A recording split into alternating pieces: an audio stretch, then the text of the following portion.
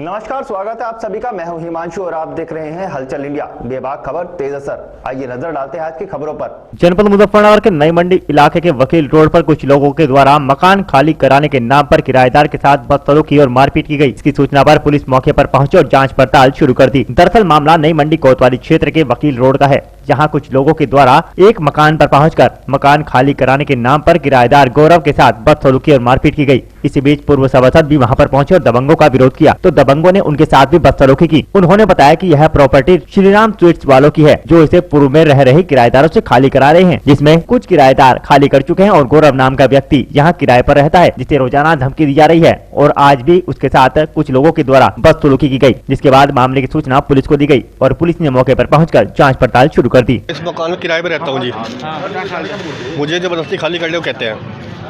अब मैं यहाँ पे आया था देखने के लिए, उन्होंने जबरदस्ती चैन की रखी कमरे में अंदर, मुझे तो अंदर आने जाने दे रहे हैं। मैं यहाँ पे आया, मेरे साथ मारपीट आई की, मेरे सिर में बट मारी है और देखो ये कर रखा है। मेरे साथ मारपीट हुई अच्छी तरीके से, 12-13 जने थे। मैं चाहता हूँ जो न्यायालय मुकदमा जो भी चाहती है न्यायालय जो निर्णय दे देगी, मैं उसको सहमत हूँ। क्या है कि ये जो मकान है ये राम स्वीट वाले हैं, बबली और उनके 2-3 भतीजे वगैरह हैं, 5-7 लोग, और वो रोज़ यहाँ पर आकर मोहल्ले में बैठ जाते हैं, कम से कम 25-30 जने, और इन सब किराएदारों को प्रेशर देके खाली कराते जा रहे हैं। 5 किराएदार ये खाली भी हो गए हैं, 3 किराएदार अभी इसके अंदर और हैं।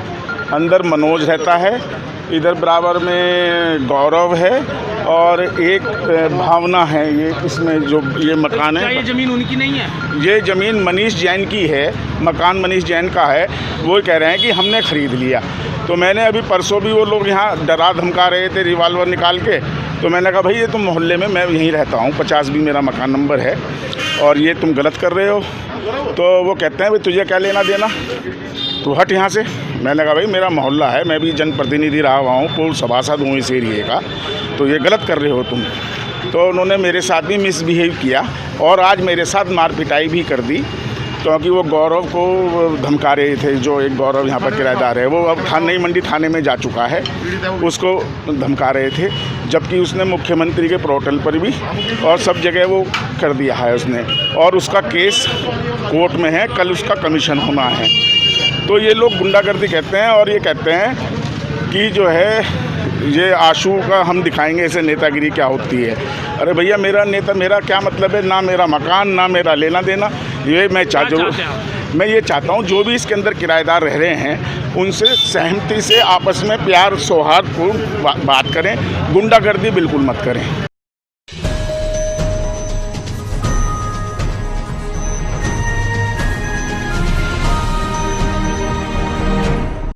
जनपद मुजफ्फरनगर के रेलवे स्टेशन पर पहुंचे भारत सरकार द्वारा रेल मंत्रालय के दिल्ली मंडल एडवाइजरी के सदस्य नरेंद्र खाटियान के द्वारा स्टेशन का निरीक्षण किया गया, जहां उन्होंने रेलवे स्टेशन पर मौजूद व्यवस्थाओं की जानकारी ली और सभी व्यवस्थाओं को परखा। इस दौरान उन्होंने स्टेशन पर मिली खामियों को दूर करने के दिशा निर्देश दिए। और आज हम मुजफ्फरनगर स्टेशन पे निरीक्षण के लिए आए हैं और यहाँ पे पाया गया कि एक तो हमारे यहाँ प्याऊ जो बना हुआ आम जनता के लिए वो काफ़ी हाइट पे ऊंचा है और पानी नहीं पी सकता।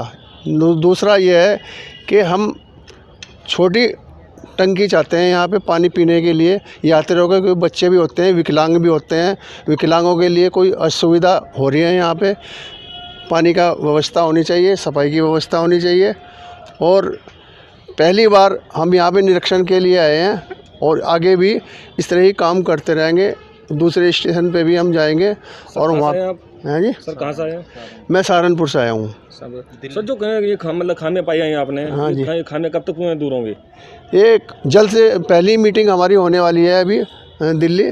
जैसे ही वहाँ प्रस्ताव हम रखेंगे तो उसके बाद में तभी हो पाएगी। और ये जो नया कंस्ट्रक्शन का काम चल रहा है, ये भी आशा है नया जो कंस्ट्रक्शन का काम चल रहा है ये भी जल्द ही पूरा हो पाएगा।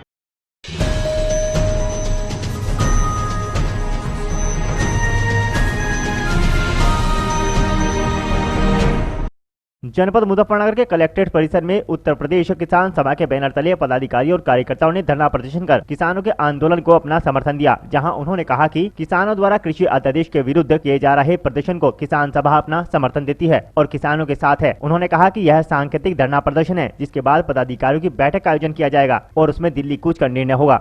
आज जो एक किसान आंदोलन चल रहा है, जो 3 काले कानून आए हैं उनको समाप्त करने के लिए उस आंदोलन के समर्थन में यहाँ सब बैठे हैं धरने पे। ये धरना कब तक चलेगा आपका? यहाँ तो आज ये है, लेकिन इसके साथ बाद फिर यहाँ से इसकी रणनीति तय होगी कि हम दिल्ली पहुँचेंगे या यहाँ बैठे। किस तरह की मांगे हैं आपकी? और इसके अलावा बिजली कानून है 2020 का, जो वो वापस किया जावे। तीनों कानून जो कृषि कानून है इन्हें वापस लिया जावे, चूँकि ये पूंजी परस्त कानून है, किसान के विरोधी कानून है, इसलिए इनको तुरंत वापस लिया जावे। इसके अलावा स्वामीनाथन कमेटी की रिपोर्ट लागू की जावे और मंडियों को समाप्त न किया जावे, क्योंकि जब प्राइवेट मंडी इनमें आएंगी तो जो कंपटीशन होगा तो निश्चित तौर से सरकारी जितनी मंडियां हैं उन्हें समाप्त किया जाएगा और ये किसान का मरने का सबसे बड़ा कारण हो जाएगा, क्योंकि उसकी फसल का वाजिब दाम मिलने का सवाल ही पैदा नहीं होता। आपने एक चीज़ देखी, जब ये तीनों कानून लागू हुए उसके बाद से प्याज 25 से 70-80 रुपये तक पहुंच गया। इसी तरह से आलू का भाव उस टाइम 10 रुपये किलो था, आज 40 रुपये किलो है। तो ये चीज़ इन कानूनों का असर है और ये केवल किसान के लिए कानून नहीं बनाए गए, ये किसान तीनों कानून पूंजीपतियों के लिए बनाए गए ताकि वो खेती करके खेती में घुस सकें और खेती का जो मुनाफा जो है, जो जनता के लिए है, जो 40% रोजगार हिंदुस्तान को दे रहा है, जो यहाँ की जीडीपी में भी 3-4% की ग्रोथ दे रहा है लगातार, उस पर इनकी गिद्ध दृष्टि है इस देश के पूंजीपतियों की। और चूँकि मोदी जी उनके पैसे से ही यहाँ प्रधानमंत्री बने हैं, उनके प्रचार से प्रधानमंत्री बने हैं, उनके जितना मीडिया है टोटल उनके उससे प्रधानमंत्री बने हैं और वो उन्हीं के काम कर रहे हैं, ये चीज़ है। इसलिए किसानों के मुद्दे को लेकर आप आज बैठे? किसानों का मुद्दा केवल। ठीक।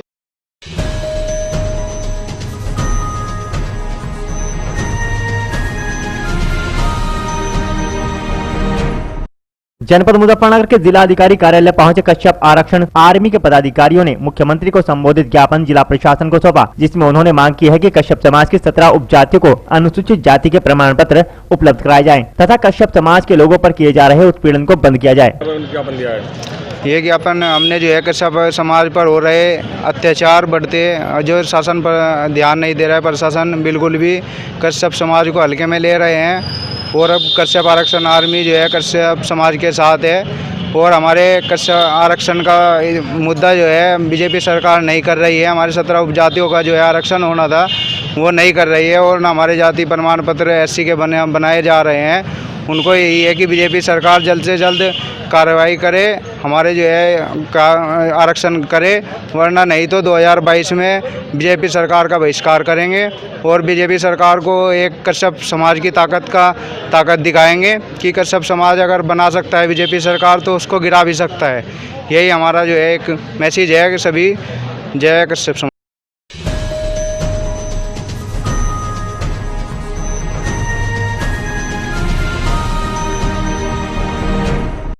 सहारनपुर के देवबंद नगर के स्टेट हाईवे 59 पर साईं धाम मंदिर के निकट भारतीय किसान यूनियन तोमर गुट की बैठक का आयोजन किया गया। बैठक में आसपास के जिलों के पदाधिकारी शामिल हुए। यूनियन के राष्ट्रीय अध्यक्ष ने किसानों को संबोधित किया तथा दिल्ली कूच करने की रणनीति बनाई। भारतीय किसान यूनियन तोमर गुट के सभी पदाधिकारी स्टेट हाईवे पर साईं धाम मंदिर के निकट बालाजी ढाबा पर एकत्रित हुए। बैठक में यूनियन के राष्ट्रीय अध्यक्ष चौधरी संजीव तोमर ने पहुंचकर सभी पदाधिकारी व किसानों का मार्गदर्शन करते हुए उन्हें भाजपा सरकार द्वारा थोपे गए बिल के बारे में समझाया गया तथा इसके खिलाफ दिल्ली में चल रही किसानों के धरने में शामिल होने के लिए रणनीति बनाई। राष्ट्रीय अध्यक्ष संजीव तोमर ने पत्रकारों से वार्ता करते हुए कहा कि यदि केंद्र सरकार किसानों की मांग नहीं मानती और इस बिल को समाप्त नहीं करती तो तोमर गुट के सभी किसान दिल्ली पहुंचकर किसानों के धरने को मजबूती देंगे और सरकार के खिलाफ इस बिल के खिलाफ प्रदर्शन करेगी। यह बिल किसान विरोधी बिल है। इस बिल से किसान बड़े कारोबारियों के अधीन हो जाएगा। इस कानून को किसी भी सूरत में बर्दाश्त नहीं किया जाएगा और शीघ्र ही तोमर गुट के सभी किसान दिल्ली कूच करेंगे। मौके पर देवबंद एसडीएम राकेश कुमार भी पहुंचे। इस अवसर पर राष्ट्रीय अध्यक्ष प्रतिनिधि पवन त्यागी, प्रदेश अध्यक्ष सुदेश पाल सिंह,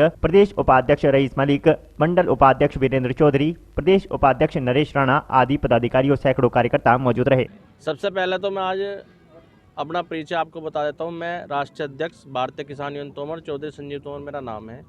आज जो सभा एक की गई है देवबंद के अंदर, उसका मेन उद्देश्य है जो अभी 3 अध्यादेश कृषि अध्यादेश पारित किए हैं सरकार ने, उसका विरोध। और यहाँ पर सभी किसानों से आह्वान किया जा रहा है। अभी हमारी 19 नवंबर में उत्तराखंड में पंचायत थी, जहाँ हमारी माननीय मुख्यमंत्री से मुलाकात का समय हमें मिला हुआ है। उस मुलाकात करते ही उत्तराखंड सरकार को किसानों की समस्या बताने के बाद भारतीय किसान यूनियन तोमर भी दिल्ली की ओर कूच करेगा। अगर आज किसी भी तरीके से कोई निर्णय किसान हित में नहीं निकला, कुछ टीम भारतीय किसान यूनियन तोमर की वहाँ पहुँच भी चुकी है, कई ज़िले वहाँ पहुँच गए हैं। बाकी जैसे ही उत्तराखंड सरकार से हमारी मुलाकात होगी, उससे मुलाकात करने के बाद तुरंत भारतीय किसान यूनियन तोमर का हर सिपाही दिल्ली कूच करेगा। आज उसी लिए यहाँ एक सभा की गई है कि सभी जो किसान यूनियन तोमर के सिपाही अपनी कमर कस लें। आर पार की लड़ाई सरकार से लड़ने के हम मूड में हैं, क्योंकि सरकार जब से भाजपा सरकार बनी है कोई भी काम किसान हित में नहीं किया गया है। हमें फिर से याद दिला दी गई है अंग्रेज हुकूमत की। ऐसा महसूस हो रहा है जैसे कि हम गुलाम बनकर अपने देश में रह रहे हैं, लेकिन किसान इसे कतई बर्दाश्त नहीं करेगा। इसके लिए आर पार की लड़ाई लड़ने को हम तैयार हैं। आज इसलिए यहाँ सभा की गई है और सभा के बाद जो नरेश राणा जी उन्हें प्रदेश उपाध्यक्ष की नियुक्त किया गया है।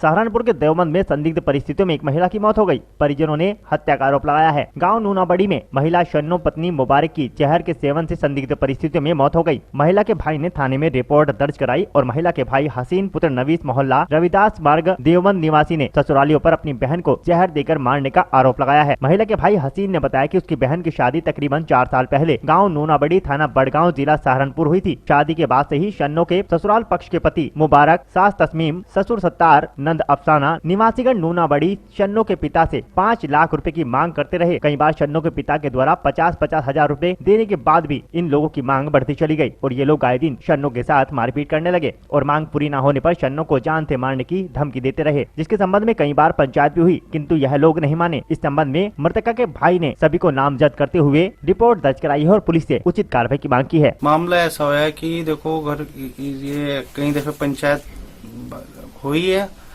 और कई दफे जैसे लेके भी आए हैं। बोलती थी कि मैं नहीं जाऊंगी, वहाँ नहीं जाऊंगी। इसका आदमी बहुत परेशान करता था। इसका नाम सन्नो का आदमी, इसका नाम क्या है, उसका नाम क्या है इसके पति परेशान करता था। हाँ, इसके पति बहुत परेशान करता था, बहुत ज्यादा।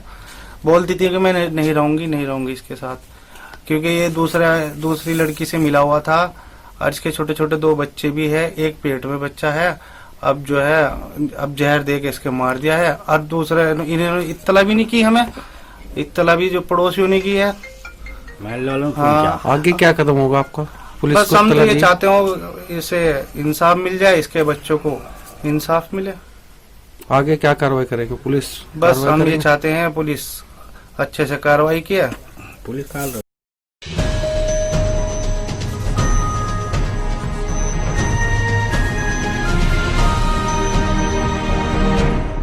बागपत जनपद में दिल दहलाने वाली वारदात सामने आई है, जहां रुपयों के लेन देन में शादी से महज 3 दिन पूर्व एक युवक का गुप्तांग काट दिया गया। आरोप है कि पीड़ित युवक के दोस्त ने अन्य 2 साथियों से कहकर उसे बंधक बनाकर उसका गुप्तांग काट दिया और उसे घायल हालत में छोड़कर फरार हो गए। फिलहाल युवक की हालत बेहद नाजुक बनी हुई है, जिसे उपचार के लिए हायर सेंटर रेफर कर दिया गया है। दरअसल मामला शहर कोतवाली के अंतर्गत ईदगाह मोहल्ले का है, जहाँ समीर नाम के एक युवक का उसी के दोस्त परवेज से 1 लाख रुपए को लेकर विवाद चल रहा था। समीर का आरोप है कि उसके दोस्त परवेज का नाम लेकर उसके पास 2 युवक पहुंचे और पैसों के लिए दबाव बनाया, जिसे तत्काल देने के लिए उसने मना कर दिया, जिसके बाद दोनों युवक उसे जबरन अपने साथ ले गए और जंगलों में ले जाकर उसका गुप्तांग काट दिया और घायल हालत में उसे जंगल में छोड़कर फरार हो गए। वहीं जैसे तैसे इसकी जानकारी समीर ने अपने परिजनों को दी, जिसके बाद युवक को गंभीर हालत में जिला चिकित्सालय भर्ती कराया गया, जहाँ उसकी हालत को देखते हुए हायर सेंटर मेरठ के लिए रेफर कर दिया। वहीं जिला अस्पताल के डॉक्टरों के मुताबिक युवक की हालत बेहद चिंताजनक है।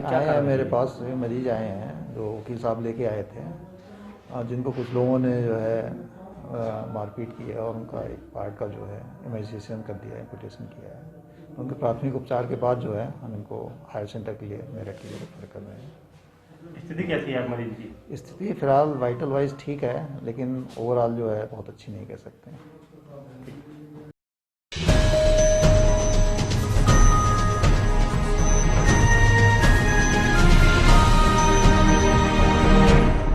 बागपत के नेशनल हाईवे 709 बी रोड को जाम कर किसान यूनियन सहित विभिन्न किसान संगठनों के लोगों ने कृषि कानून के विरोध में धरना प्रदर्शन किया। खेकड़ा थाना क्षेत्र में नेशनल हाईवे 709 बी को किसानों ने डूंडाहेड़ा चेकपोस्ट और पाठशाला चेकपोस्ट पर जाम किया और घंटों तक किसान एवं किसान संगठनों ने रोड जाम कर सरकार के खिलाफ नारेबाजी की। इस दौरान किसान यूनियन बागपत ने डूंडाहेड़ा चेकपोस्ट और आम आदमी पार्टी और किसान यूनियन ने संयुक्त रूप से पाठशाला चेकपोस्ट पर जाम लगा कर रखा। फिलहाल धरना प्रदर्शन और नारेबाजी करते हुए किसान पैदल ही दिल्ली की तरफ कूच कर गए। किसान नेताओं का कहना है कि जहां उनको रोका जाएगा वहीं पर वह लोग जाम लगाकर धरने पर बैठ जाएंगे। बागपत भारतीय किसान यूनियन के अध्यक्ष प्रताप गुज्जर ने बताया कि वह लोग सरकार से कानून में बदलाव की मांग कर रहे हैं। जब तक कानून में बदलाव नहीं होता तब तक किसान यूनियन के कार्यकर्ता विरोध प्रदर्शन करते रहेंगे। उन्होंने बताया कि आज किसान यूनियन के पदाधिकारियों से सरकार की वार्ता है, उसके बाद जिस तरह के दिशा निर्देश मिलेंगे वह लोग उसको अमल में लाएंगे। ऐसा है, रोड जाम कर दिया हमने, हमें जो आगे जाने नहीं दिया जा रहा था। प्रशासन ने नोएडा में किसानों के लिए बैरिकेडिंग लगा दी है, गाजियाबाद में भी हमें पता चला, इसलिए हम यहाँ बैठ गए। ये भी एक पॉइंट है दिल्ली का रास्ता रोकने के लिए। इतने महीनों से किसान आंदोलन कर रहे, जब से 3 कृषि अध्यादेश बिल आए हैं उसके बाद से किसान लगातार चक्का जाम कर रहे हैं, लेकिन सरकार की आंख नहीं खुली। भाई ऐसी कौन सी आफत है सरकार पे कि वो किसानों की और मजदूरों की सुनना नहीं चाह रही, छोटे व्यापारियों की सुनना नहीं चाह रही। चंद पूंजीपतियों के लिए सारे रास्ते खोल दिए। 80% जनता सड़कों पे है, उनके बारे में कोई विचार नहीं कर रहे। क्या आप ये बताइए, एमएसपी मूल्य है 7100 रुपये जो मूंग का एमएसपी मूल्य है, 5100 रुपये चने का एमएसपी मूल्य है, 7200 रुपये अरहर का एमएसपी मूल्य है, 4000 रुपये जो उसका कई फसलों के जो एमएसपी मूल्य, क्या उन पर खरीद हो रही है? तो हमारा सरकार से कहना है, किसान सभी संगठनों का सरकार से मांग है कि एमएसपी मूल्य से कम पे अगर कोई भी कंपनी, कोई भी व्यापारी खरीद करता है तो वो कानूनी अपराध होगा। इसे संविधान में लिख दो, यही तो मांग है हमारी, और क्या मांग है? हम तो यहाँ इसलिए बैठे, हम जा रहे हैं वहाँ यूपी गेट पर जा रहे हैं। रास्ता हमारा वहाँ जो महापंचायत हमारी चल रही है किसान यूनियन की, राकेश टिकैत जी, नरेश टिकैत जी वहाँ पहुँच गए। हमारे लिए आगे हमें पता चला गाजियाबाद में रास्ता रोक दिया गया, इसलिए हम लोग यहाँ बैठ गए। हमारे लिए प्रशासन रास्ता जो है व्यवस्था कराते, रास्ता दुरुस्त करते, हम लोगों को पंचायत में पहुँचना है।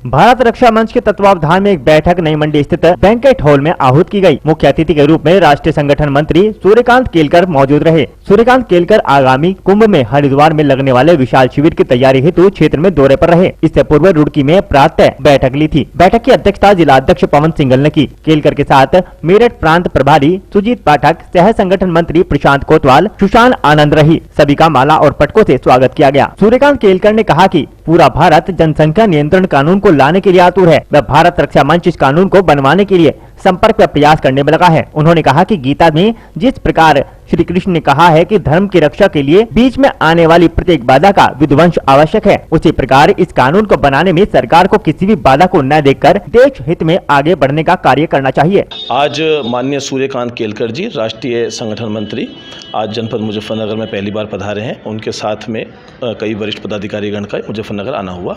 हरिद्वार में महाकुंभ जो लगने जा रहा है, उस महाकुंभ में भारत रक्षा मंच का एक बहुत बड़ा कैंप वहाँ पे लगेगा। उसी की तैयारी में संगठन लगा हुआ है। उसी में आज हमें माननीय सूर्यकांत जी का मार्गदर्शन यहाँ प्राप्त हुआ, जिन्होंने प्रमुख रूप से ये बताया है कि जनसंख्या नियंत्रण और समान नागरिक जो संहिता का जो कानून, जिसके लिए सरकार कहीं ना कहीं थोड़े छोटे लेवल पर प्रयासरत है, उसके लिए पूरा हिंदू समुदाय, पूरा भारत रक्षा मंच आज इस चीज़ की पुरजोर से मांग करता है कि इस कानून को बहुत जल्द से जल्द लाया जाए, क्योंकि इस कानून के द्वारा ही जितने भी भारत के अंदर सकारात्मक कार्य हो रहे हैं, उन सब सकारात्मक कार्यों को पूर्णता प्राप्त होगी, पूर्णता मिलेगी। उसी के द्वारा हम लोग कहीं ना कहीं पर इस भारत के अंदर जो विकास का कार्य है उसको सही रूप दे पाएंगे।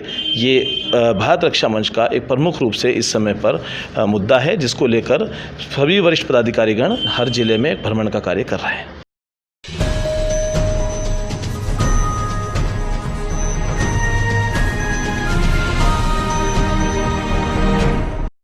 जनपद मुजफ्फरनगर के A to Z रोड स्थित पारस एनक्लेव पर महर्षि वाल्मीकि समाज सेवा दल के द्वारा वाल्मीकि समाज की शमशान की भूमि दिलाए जाने को लेकर प्रदर्शन किया गया, जिसमें वाल्मीकि समाज के लोगों ने कहा कि काफी समय से वह यहां पर अपने समाज के लोगों की अंत्येष्टि कर रहे हैं, लेकिन कुछ लोगों के द्वारा उनका रास्ता रोक दिया गया। वह मांग करते हैं कि उन्हें समाज के लोगों की अंत्येष्टि के लिए शमशान की भूमि दिलाई जाए, जिससे कि वह शमशान पर एंट्री कर सकें।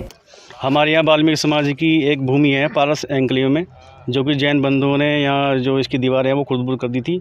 हम ये चाहते हैं कि हमें एक इसका रास्ता मिल जाए भूमि का, शमशान भूमि का, और जो भी हमारी अंत्येष्टि वगैरह है, जो प्रक्रिया है हमारी हिंदू धर्म में, वो पूरी हो जाए, हमारी यही है जी। अच्छा, आपने क्या नाम है इस तरह को पुलिस प्रशासन में कोई शिकायत करी हो कुछ? नहीं जी, हमने कुछ नहीं करी। हम तो बिल्कुल नर्म भाव से यहाँ पे आए थे नींव खोदने के लिए, पेड़ पत्ती हटाने के लिए, और बस यही है जी कि हमारे रास्ता मिल जाए और हमें भूमि मिल जाए जो कि हम अपना मुर्दे को वगैरह अंत्येष्टि कर दें। अच्छा, कितनी भूमि होगी जो आपकी इसमें? ये लगभग 3-3.5 बीघे के करीब है, हालांकि हमें नापी नहीं है। हम तो पटवारी जी का सोचे थे कि आ जाए कोई तो हमें नाप के दे दी, जितनी भी हो उतनी में हम संतुष्ट हैं, जितनी हमारी कागज। इसका कुछ मतलब विरोध कर रहे हैं कुछ लोग? किसी ने कोई विरोध नहीं किया है। हमें किसी पता चला था कि ऐसे से हमारी भूमि निकली है तो हम यहाँ पे आ गई। आप मतलब इस तरह की मांग करते हैं कि मतलब भूमि हमारी, हाँ जी हमारी मांग यही है, नर्म निवेदन से हाथ जोड़कर। काफ़ी समय पुराने से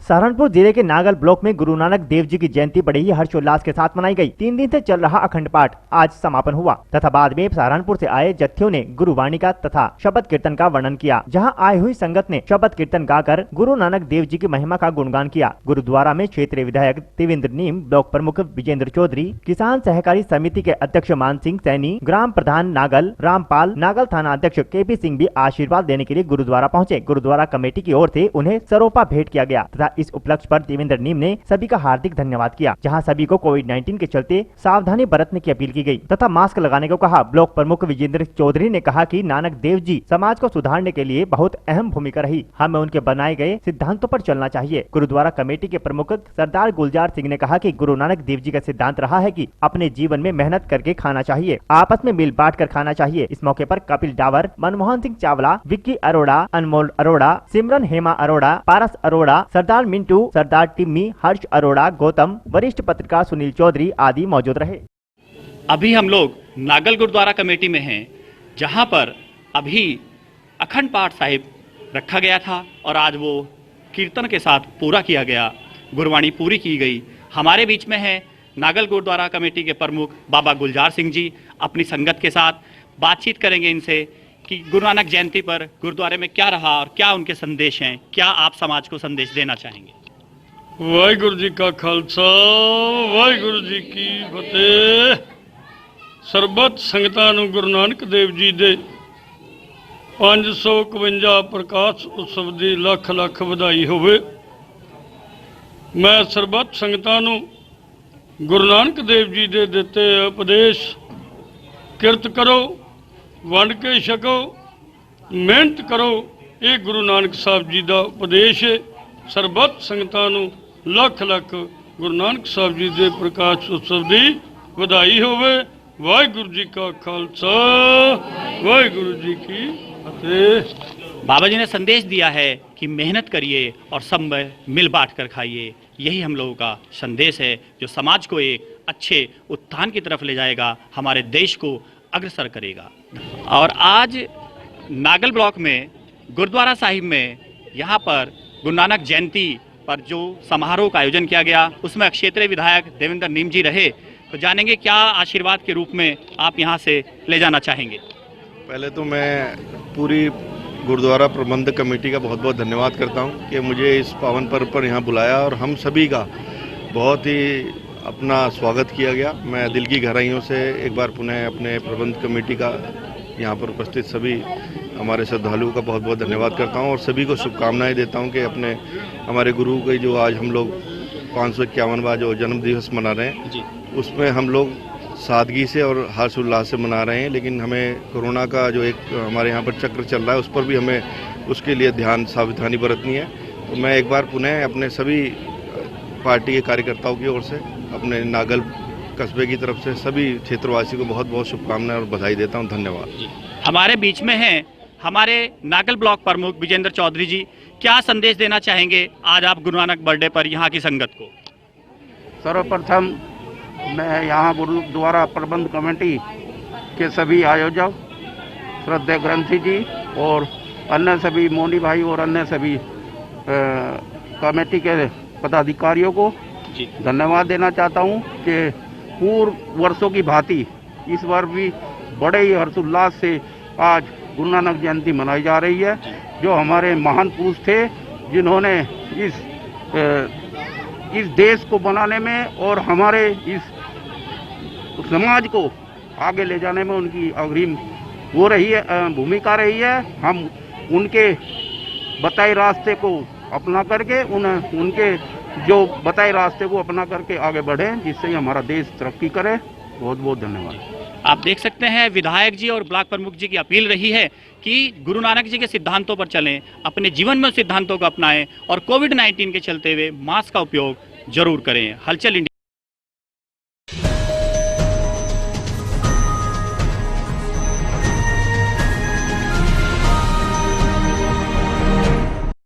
मुजफ्फरनगर के छपार थाना क्षेत्र के गांव बसेड़ा में दिन दहाड़े बीच बाजार से अज्ञात चोरों ने बाइक चुरा ली। दरअसल अमजद निवासी गांव नन्हेड़ी अपनी पल्सर बाइक संख्या UP 12 AK 2260 से टेलर की दुकान पर कपड़े सिलाने के लिए बसेड़ा आया था। वहां पर बाइक खड़ी कर वह टेलर की दुकान में चला गया, जहां से उसकी बाइक किसी अज्ञात चोर ने चोरी कर ली। वारदात CCTV कैमरे में कैद हो गई। पीड़ित ने अज्ञात चोरों के खिलाफ बसेड़ा चौकी में तहरीर देकर कार्रवाई की मांग की है। पुलिस ने भी मामले की छानबीन शुरू कर दी है। मेरी बाइक चोरी हुई थी यहाँ से, बजाज पल्सर 150 cc, कल 2 दिसंबर 2020। किस काम आए थे आप यहाँ? मैं यहाँ कपड़े सिलवाना आया था मार्केट के यहाँ। पुलिस में तहरीर थी? हाँ जी, तहरीर दे दी। पुलिस क्या कह रही? पुलिस कह रही है बरामद कर देंगे 2-4 दिन में बाइक।